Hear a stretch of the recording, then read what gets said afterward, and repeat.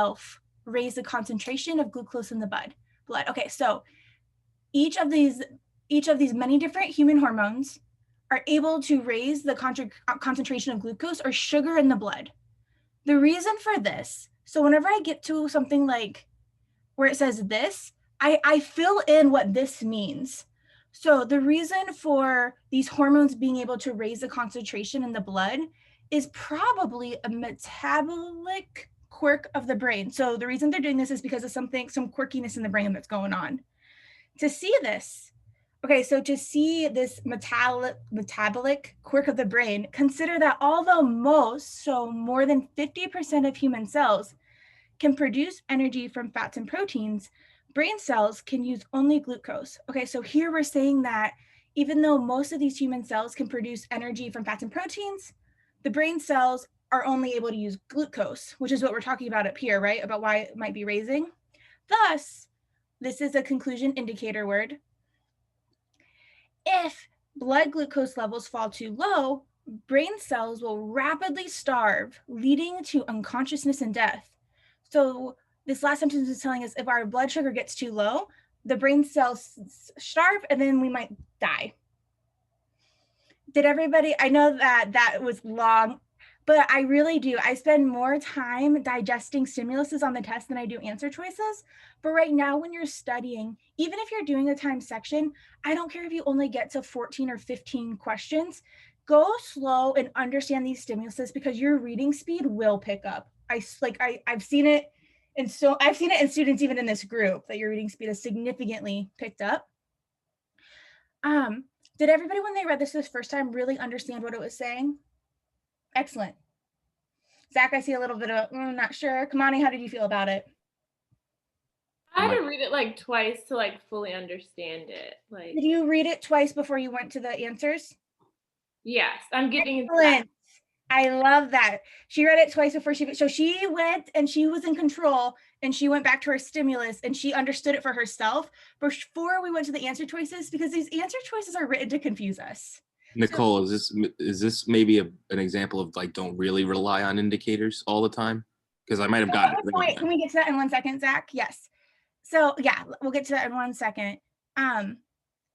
Yes, so sorry, you caught me off guard. Understanding the stimulus. Oh, the importance of us understanding these stimuluses because these answer choices are written to confuse us, unfortunately, and these test writers are masters at it. And so if we are confident in what our conclusion is or what we're trying to do before we get to them, I think every single answer choice sounds legit. Has that ever happened to anybody? I'm like, oh, it could be that one or that one. Well, that one makes sense. And I scored in the 170s on this test, and it still happens to me. If a student comes to me with a really difficult question and they tell me that it's this answer, I'm able to convince myself if it's the most likely or the most often chose wrong answer, I'm able to convince myself that that's the answer because I've been told it's the correct answer. So I try to force it somehow. And that's what these test writers do.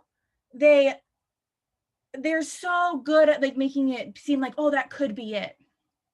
Anyways, before we go on, we have to find the conclusion. So what is the conclusion of what sentence did we highlight here as the conclusion? Did you put anything, Heather? Yeah, thus if blood glucose levels fall too low, brain cells will rapidly starve, leading to unconsciousness and death. What? So this is what you highlighted as the conclusion? Mm-hmm. And why did you pick this as the conclusion? Because I felt that the previous sentences were supporting that statement. Okay. No, you're like 50% right. So this thus is an indicator of a conclusion, right? Right. However, does it have to be our main conclusion? No. No. Does anybody else have a different conclusion here? Yeah. What did you put, Kamani? The reason for this is probably a metabolic quirk of the brain. Excellent. So this is a little bit more challenging where we have to, because you're right, Heather, this first sentence does support this conclusion, right? Yeah. You're absolutely right. But then we use all of this as a subsidiary conclusion to support this idea that the reason for this is probably a quirk in the brain. Can we see that? Yeah. Excellent. All right. So if you want to change your answer now, go ahead and take 30 seconds and change your answer if you would like to.